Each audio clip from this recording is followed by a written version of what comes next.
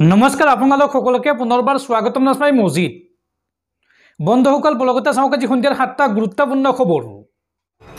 प्रथमটো खबर पुनर संघटित होइसे आन एक भयंकर घटना। এইবাৰ অৰুণাচলত ফুৰিবলৈ গৈ দুৰ্ঘটনাত পতিত হৈছে অসমৰ দুটাকৈ পৰিয়াল। পাহাৰৰ পৰা কেইবা ফুট তলত বাগৰি পৰিল বাহন আৰু এই ভয়ংকৰ দুৰ্ঘটনাত এই পৰ্যন্ত 4জন লোকৰ মৃত্যু হৈছে। চালক মনোজ চেত্ৰীৰ মৃতদেহ ইতিমধ্যে উদ্ধাৰ কৰা হৈছে। অৰুণাচলত ফুৰিবলৈ গৈ দুৰ্ঘটনাত পতিত নুমলীগড়ৰ দুটা পৰিয়াল।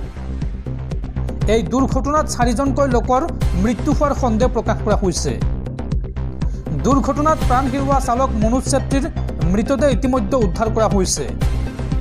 এতিয়াও সন্ধানহীন ৰঞ্জিত চেত্ৰী, মীনা চেত্ৰী আৰু সুৰজ চেত্ৰী। নুমলীগড়ৰ ঔগুৰি চাপৰিৰ পৰা অৰুণাচলৰ মায়দিয়ালৈ গৈছিল এই পৰিয়াল দুটা।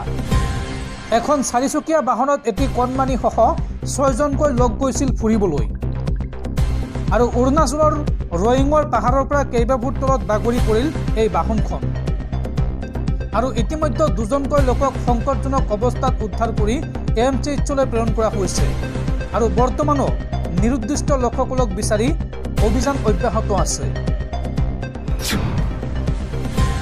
পৰৱৰ্তী খবৰ আন্তঃৰাষ্ট্ৰীয় বজাৰত পুনৰ হুৰাহুৰে কমিছে ভাৰতীয় টকাৰ মূল্য।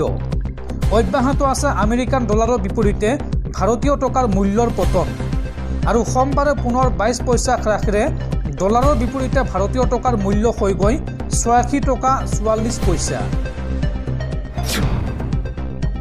পৰৱৰ্তী খবৰ আজিৰ পৰা দেশত বলবৎ হ'ব ইউচিচি অৰ্থাৎ ইউনিফৰ্ম চিভিল কোড।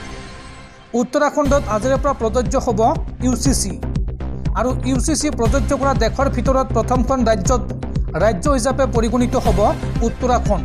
অৰ্থাৎ দেশৰ ভিতৰতে প্ৰথমবাৰ ইউচিচি বলবৎ কৰিবলৈ আগবাঢ়িছে বা ইউচিচি বলবৎ হ'ল উত্তৰাখণ্ডত। দৰ্শকসকল আৰু বহুতো গুৰুত্বপূৰ্ণ খবৰ আছে। তাৰ আগতে আপোনাক জনাওঁ যে যদি আপুনি এতিয়ালৈকে এইটো ভিডিঅ'ত লাইক কৰা নাই তেন্তে এতিয়াই ভিডিঅ'টোত লাইক কৰি দিয়ক আৰু এনেকুৱা ধৰণৰ ভিডিঅ'সমূহ নিতৌ চাবলৈ চেনেলটো ছাবস্ক্ৰাইব কৰি কাষত থকা বেল আইকনটো প্ৰেছ কৰি ৰাখক। পৰৱৰ্তী খবৰ প্ৰয়াত গণশিল্পী ৰাজীৱ শদিয়াৰ পৰিয়াললৈ 5 লাখ টকাৰ আৰ্থিক অনুদান মুখ্যমন্ত্ৰী ডক্টৰ হিমন্ত বিশ্ব শৰ্মা। প্ৰয়াত শিল্পীগৰাকীৰ পত্নীৰ হাতত বিধায়ক বলিন চেতিয়াই প্ৰদান কৰে এই 5 লাখ টকাৰ চেক। পৰৱৰ্তী খবৰ গুৱাহাটী মহানগৰীত পুনৰ ভয়ংকৰ ঘটনা।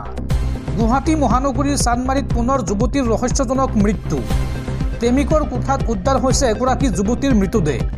উদ্ধাৰ হোৱা মৃতদেহটো ধেমাজিৰ জন্মেশ্বৰী বসুমতাৰী বুলি চিনাক্ত কৰা হৈছে আৰু ইতিমধ্যে জন্মেশ্বৰীৰ প্ৰেমিক ইন্দ্ৰজিৎ পাইটক গ্ৰেপ্তাৰ কৰিছে আৰক্ষীয়ে। পৰৱৰ্তী খবৰ সাৱধান দেশবাসী, কৰোনাৰ পিছত দেশত আকৌ দেখা দিছে আন এক নতুন ৰোগে আৰু এই পৰ্যন্ত এই নতুন ৰোগত আক্ৰান্ত হৈছে 150জনৰো অধিক লোক আৰু মৃত্যু হৈছে এজন লোকৰ।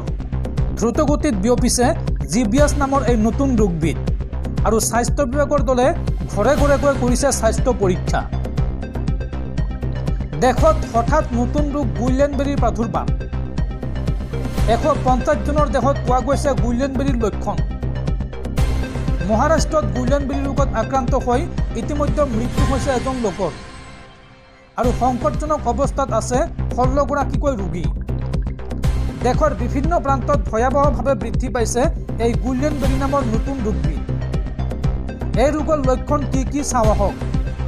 প্ৰাথমিক অৱস্থাত ৰোগী দুৰ্বল হৈ পৰে মাংসপেশী, অৰ্থাৎ ৰোগীগৰাকীৰ মাংসপেশী দুৰ্বল হৈ পৰে আৰু তাৰ পিছত বন্ধ হৈ পৰে শৰীৰ সঞ্চালন আৰু তাৰ পিছত বিকল হৈ পৰে শৰীৰৰ অন্যান্য অংগ প্ৰত্যংগ আৰু শ্বাস প্ৰশ্বাসজনিত সমস্যাৰ সন্মুখীন হয় ৰোগীসকল বা আক্ৰান্ত ৰোগীজন। গতিকে এই ৰোগৰ পৰা সাৱধান হোৱাটো অত্যন্ত জৰুৰী।